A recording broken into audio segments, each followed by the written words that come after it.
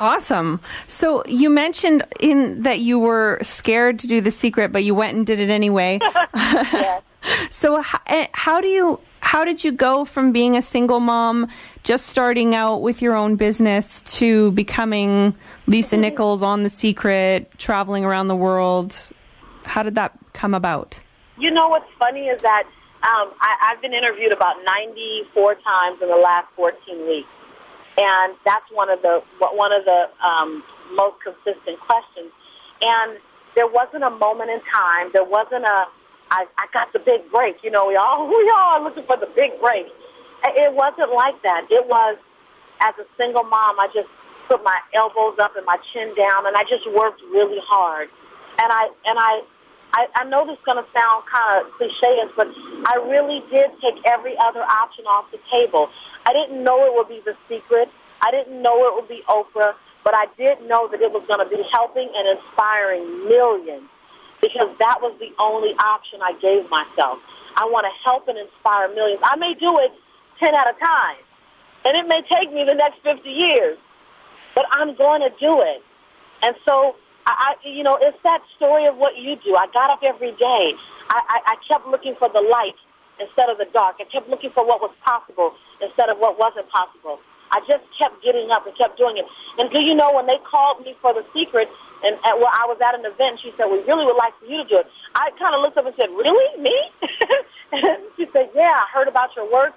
Well, what happened was I was busy producing results in the world, not trying to get on the next secret. I was busy transforming lives and working with teenagers and working with, adults and working with hurt women and working with lost men and working with entrepreneurs, so much so that my results preceded me.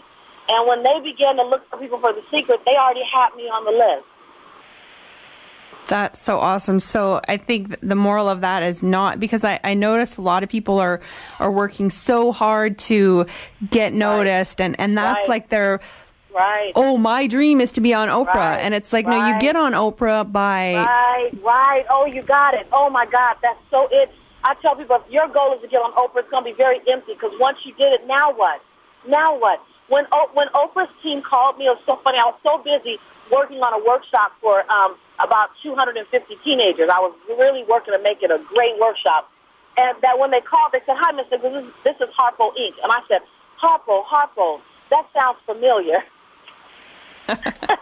She said, Oprah? I said, oh, yeah. Oprah, how are you doing? And I'm not, and that wasn't to play them down or anything, but it really was, I was busy really doing the work. I was busy making the work happen. And so, everyone's waiting on that Oprah call. But when I got the Oprah call, I had to kind of go, okay, because it didn't fit inside my program of what I was doing that weekend. So you had to reschedule Oprah? No, I didn't reschedule them. Thank God they wanted me to come on in 7 days, because I probably would have said, is there another time? Or maybe not. Maybe would have squeezed some things around. But in terms of being focused on waiting on the call, waiting on the Oprah call, no. And I love what you said. Be busy serving people. Be busy transforming lives. Get busy doing what you're great at, doing what you're passionate about, doing what you love, or doing what you're good at.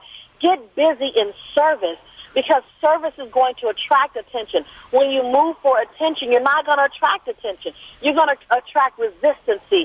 You're going to attract chaos. You're going to attract, I can't get it soon enough, fast enough. That's because you're not supposed to pursue the marketing. You're supposed to do the good deed, and the deed will go noticed. It won't go unnoticed. It'll go noticed. People ask me, how is it that your life looks like this? I said, because as of 2008, June of 2008, we have transformed the life of my company of over 210,000 teens.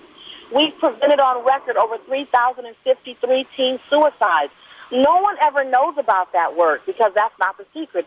But I believe that energy has gone out in the universe, that the work I do in the gymnasiums and the work I do in the church basements and the work I do in the psychology rooms of the high schools that no one ever sees, where there are no lights and cameras, that work sends out a great energy. That work sends out a great piece of service that that then calls The Secret to me, then calls Oprah, then calls Larry King.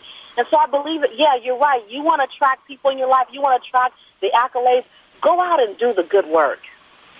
That I couldn't have said it better myself. And so you talk a lot about action, which is awesome, because a lot of people who have seen the movie The Secret get the idea in their head that all they have to do is wish and hope for what they want and think nice, fluffy thoughts, and it will come.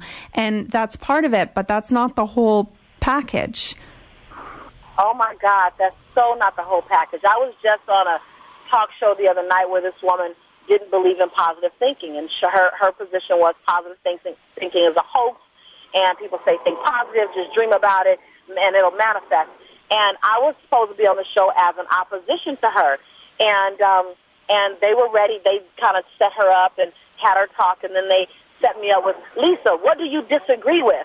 And I think I kind of diffused the whole debate, because I said, well, actually, there's some parts, while I do disagree, there's some parts that I agree with what she said. I said it's not enough to set your intention. You have to set your intention so you visualize what you want. You get clear on what you want. I knew I wanted to transform lives. I knew I wanted to heal, encourage, and inspire people. And then you have to get into action. You have to get into action. You set a goal, and then you set some big milestones to let you know that you're en route to that goal.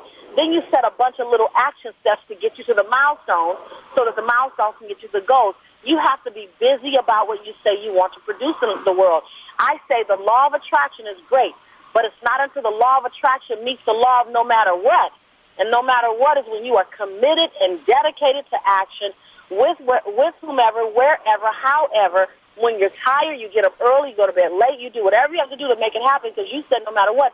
It's when those two laws are working in tandem with one another that life begins to transform.